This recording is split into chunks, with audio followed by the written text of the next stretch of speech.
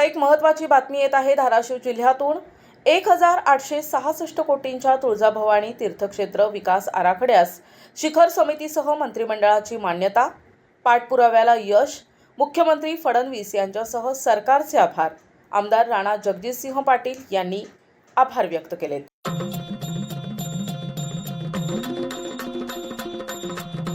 तुळजापूरची तुळजाभवानी ही महाराष्ट्रातल्या असंख्य लोकांची कुलस्वामिनी आहे. ती सर्जक, संगोपक आणि संहारकही आहे. महासरस्वती, महालक्ष्मी आणि महाकाली अशी ती त्रिरूपा आदिशक्ती आहे. धाराशिव येथील तुळजापुरात बालाघाट डोंगरावरच्या यमुनांचलावर तुळजाभवानी मातेचं मंदिर 13व्या शतकात बांधलं गेलंय. दररोज इथं सरासरी 40 ते 50 हजार भाविक देवीच्या दर्शनासाठी येतात. हीच संख्या उत्सव काळात 1 ते 1.5 लाखांपर्यंत जाते. पण वर्षभर येणाऱ्या भक्तांबरोबर काही महत्त्वपूर्ण समस्याही येतात. मंदिराच्या भौगोलिक रचनेमुळे एवढ्या मोठ्या प्रमाणात येणाऱ्या भाविकांसाठी दर्शन मंडपाचा वापर अनिवार्य होतो. सदर दर्शन मंडपात भाविक दर्शनासाठी 4 ते 5 तास तिष्ठत उभे असतात. ठराविक अंतरानंतर त्यांचा प्रवास हा भूमिगत मार्गाने मंदिरापर्यंत होतो. पण हे डिझास्टर मॅनेजमेंटच्या दृष्टीनं खूप त्रासदायक आहे. मोठ्या संख्येने येणाऱ्या भाविकांच्या गर्दीचे नियोजन करताना पायाभूत सुविधा, विशेष करून जल आणि मलनिस्सारण यांसारख्या आरोग्यविषयक सुविधांवर अतिरिक्त ताण येतो.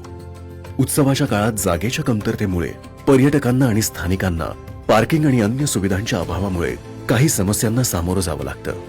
आणि म्हणूनच या सगळ्या समस्यांचा विचार करून सादर करत आहोत श्री तुळजापूर मंदिराचा प्रस्तावित आराखडा. आपल्या तुळजापूरची ओळख ही जागतिक दर्जाचे धार्मिक आणि सांस्कृतिक पर्यटन स्थळ म्हणून व्हावी, तसेच स्थानिक नागरिकांना आणि भाविकांना होणारा त्रास कमी करून तसेच उपलब्ध पायाभूत सुविधांवरचा ताण कमी करण्यासाठी शाश्वत उपाययोजना अंमलात आणणारा हा आराखडा आहे. याला 3 टप्प्यात विभागलं जाणार आहे: मॅक्रो, मेसो आणि मायक्रो. मॅक्रो स्तरावर रस्त्यांचा विस्तार आणि रस्त्यांची जोडणी इत्यादी कामे पार पाडली जातील. मेसो स्तरावर गावातील कुंडांचे नूतनीकरण करणे, सर्व छोट्या मोठ्या मंदिरांचे सुशोभीकरण करणे तसेच सर्व रस्त्यांचेही सुशोभीकरण करण्यात येईल. तर मायक्रो स्तरावर हेरिटेज कन्झर्वेशन, गर्दी नियंत्रण, भाविक सुविधा केंद्र, कुलाचारासाठी विस्तृत जागेचे नियोजन इत्यादी बाबी समाविष्ट असतील. भवानी मार्ग व महाद्वार मार्गाचे सुशोभीकरण करण्यात येईल, ज्यात प्रामुख्याने वृद्ध व दिव्यांगांना महाद्वारापर्यंत पोहोचण्यासाठी ईव्ही कार्डचा वापर प्रस्तावित आहे. त्याचप्रमाणे सदर मार्गावर पादचाऱ्यांचे उन्हापासून संरक्षण होण्यासाठी सदर मार्ग सेमी कव्हर्ड असतील.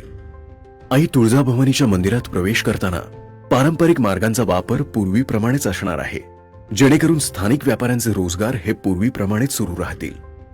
सद्यस्थितीतील महाद्वाराच्या समोरचा परिसर सुशोभित करून पुरातन विभागाच्या मार्गदर्शनाखाली महाद्वार भव्य स्थितीत पूर्वीच्या जागेवर नव्याने वसवण्यात येईल. सदर महाद्वाराच्या बाहेरूनच मंदिराच्या कळसाचे दर्शन अगदी सहज घेता येईल. शहरात विविध मार्गाने येणारे भाविक हे 3 प्रमुख मार्गांनी मंदिरात प्रविष्ट होतील. पहिला मार्ग महाद्वार प्रवेश, दुसरा मार्ग बिडकर पायऱ्यांच्या बाजूने प्रवेश आणि तिसरा मार्ग रामदरा तलावाच्या बाजूने येणाऱ्या भाविकांचा प्रवेश. सर्वात प्रथम नियोजनबद्ध वाहतुकीसाठी प्रादेशिक पातळीवर योजना करण्यात येईल, जेणेकरून अनियमितता न राहता भाविकांना विविध ठिकाणी विश्रामाची आणि आरोग्यविषयक संसाधनांची उपलब्धता होईल. उत्सवादरम्यान जमणारा लाखो भाविकांचा समुदाय हा पारंपरिकरित्या ठराविक मार्गाने शहरामध्ये प्रविष्ट होतो. याकरता शहरास जोडणारे प्रमुख रस्ते हे प्रादेशिक पातळीवर विचारात घेतले असून त्यासाठी ठराविक मार्ग हे भक्ती मार्ग या संकल्पनेवर विकसित करण्याचे ठरवले आहे. त्याचप्रमाणे तुळजापूर शहराच्या 4ही प्रवेश आणि निर्गमन मार्गावर भव्य प्रवेशद्वार प्रस्तावित आहेत. 1, 2, 3, 4 आणि 5 हे प्रमुख मार्ग. यांना जोडणारा बाह्य वर्तुळाकार मार्ग या प्रकारची संरचना योजली आहे.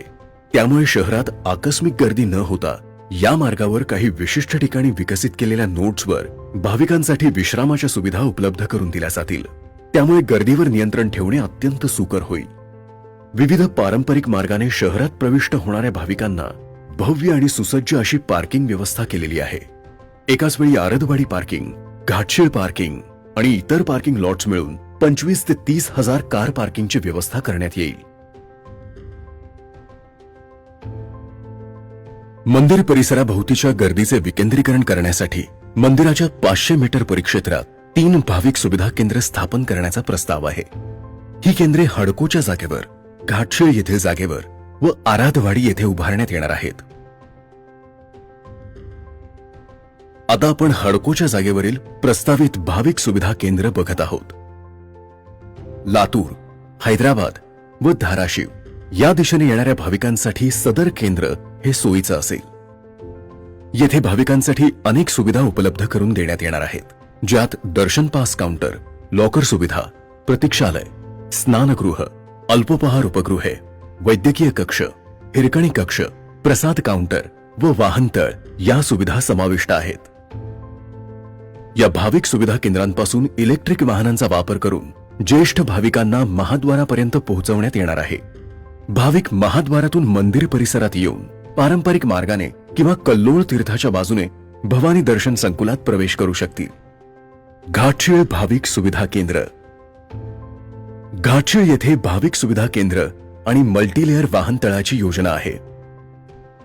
या केंद्रात भाविकांसाठी विविध सुविधा उपलब्ध करून देण्यात येतील, जसे की दर्शन पास काउंटर, लॉकर सुविधा, प्रतीक्षालय, स्नानगृह, अल्पोपहार उपगृह, वैद्यकीय कक्ष, हिरकणी कक्ष आणि प्रसाद काउंटर इत्यादी.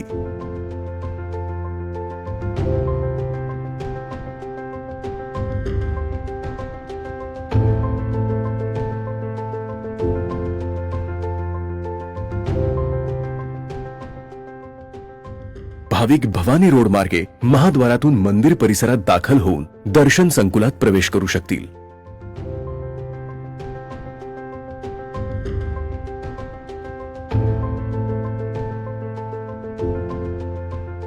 आराधवाडी भाविक सुविधा केंद्र. आराधवाडी येथे भाविक सुविधा केंद्र उभारण्यात येणार आहे. येथे भाविकांसाठी विविध सुविधा उपलब्ध करून देण्याची योजना आहे.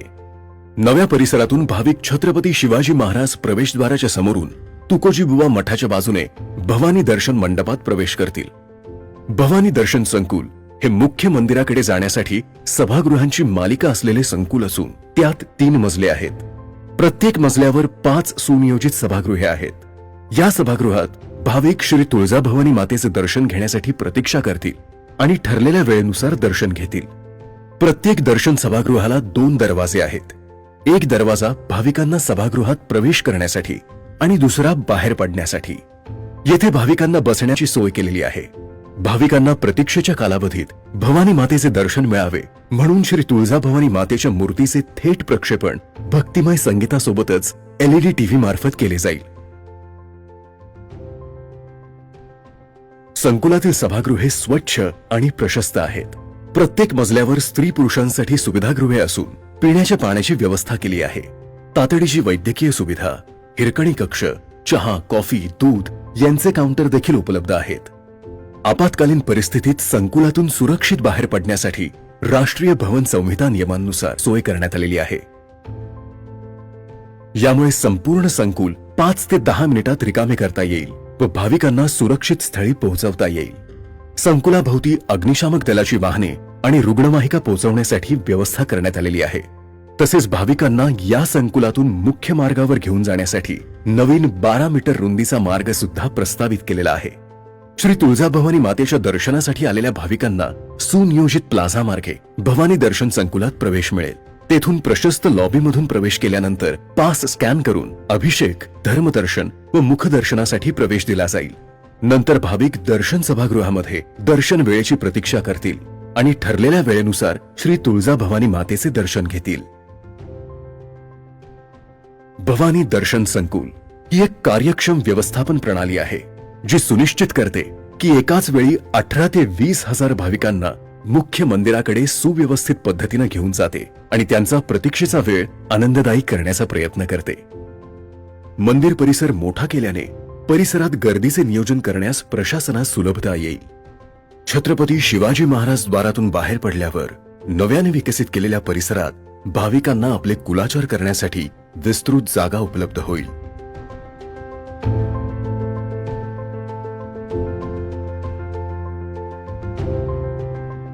सोलापूर धाराशिव हायवेलगत रामदरा तलावाजवळील जागा नव्यानं विकसित करण्याचे योजले असून त्यामध्ये आई तुळजाभवानी छत्रपती शिवाजी महाराजांना भवानी तलवार आशीर्वाद रूपात देतानाचे भव्य असे 108 फुटी उंच शिल्प हा या आराखड्याचा प्रमुख भाग असणार आहे. सदर शिल्पाचे स्थान हे तुळजापुरास एक वेगळी ओळख निर्माण करून देईल.